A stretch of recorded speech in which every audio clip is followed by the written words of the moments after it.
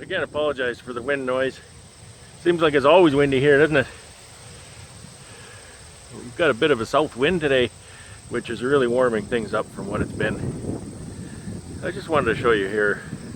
These are the honey supers I've extracted. I set them out here for a little bit, maybe a couple days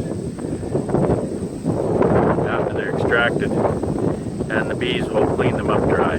I like that. I like putting them away dry. I put them away sticky last year. Didn't see any deleterious effects on the comb or anything. I did that last year because it was so wet I couldn't get in here to set the stickies out.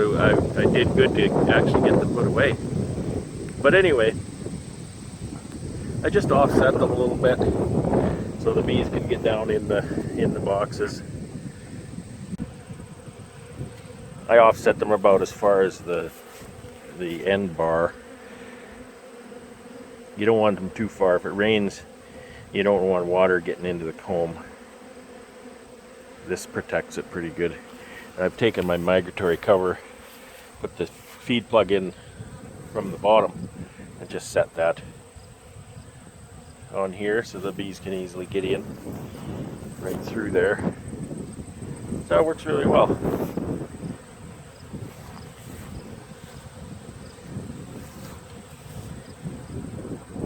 You get the odd yellow jacket. Had a lot of bald-faced hornets this year. There's another yellow jacket here. Yeah, I smash them when I can, but they don't usually cause too much of a big deal for my colonies that I've ever noticed. This one I've got pushed a little bit too far. These three I just brought.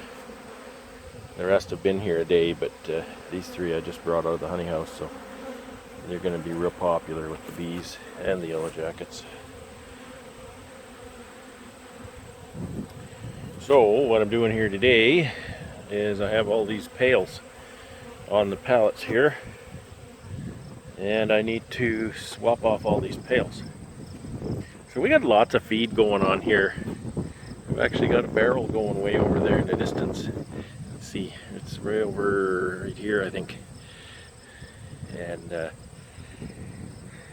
so lots of feed going on. They're going to bulk up pretty fast. I'd rather have that than too slow. I've had September turn on me, and then you can't feed. They won't take it, and then they end up not taking enough. Here's a little story. This double, I've got a double here, which is weird for me. I don't run doubles. So what this is this is an attempt to take care of the last few frames of brood that I ended up with. I ended up with too much brood. I couldn't get rid of it all. So this is kind of a double, and I'll have to take that down, and I'll just store those frames for spring feed. So that should be all emerged today. So I should probably take that apart today. So anyway, we've got these 12-liter pails here with the screens. They're already full, so the bees are all over them.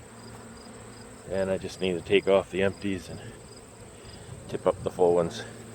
There's a lot of walking involved in that job. Not a hard job really, but just a lot of walking. Alright, so I hope you're having a good day. Have fun. I'm just feeding these little nucs here that I made. These are 6s that I made this year with some queens that I raised. They sure look nice. You take a pail off and you see that. Look at, she's dragging a drone out. You gotta go, buddy, you gotta go. No more food for you. That's what September means to the drones. Thrown out, starved to death. And look at those bees. They just look so healthy. I'll get the pails on. That's the last 3, I think, for this yard. On to the next. And we're at the out yard. This is the yard where I just got pounded the other day for not bringing any PPE. Now, today I'm still in shorts, my bee jacket and gloves, but I mean, no gloves right now, right? And you know, they have lots of opportunity to beat me up, bite my ankles and sting my ankles and whatever. but they seem to be a little bit better behaved. So for the most part, I've just removed all the pails, put the empties in the truck, and I like to wait a few minutes and the bees kind of clear the top to go down the hole a bit, and then I can put the new pail back on. Distributed all the new pails there. That one in the middle, I was kind of surprised. All of the pails were empty here except for that one. Sometimes the feed screen gets clogged. The bees will actually propolize it. Maybe that's because of leakage or something. But anyway, so I went to pick it up and I realized, well, that's full still. And none of the others were full, but just that one. And so I soon realized why I didn't take the feed plug out of the lid. So there's a feed plug sitting in there right covered with syrup. And so that poor colony didn't get any feed. So I'm sure they're happy with it now. Access to that pail. I'll have to mark that and make sure they get enough. They might have to get a second pail again. Well, they will have to get a second pail because they're only on their first one now. Anyway, that's how it goes. So I'm just taking a quick little breather, and then we'll go along and put these pails up on these hives. See, they're going down the hole. They're starting to clear the tops.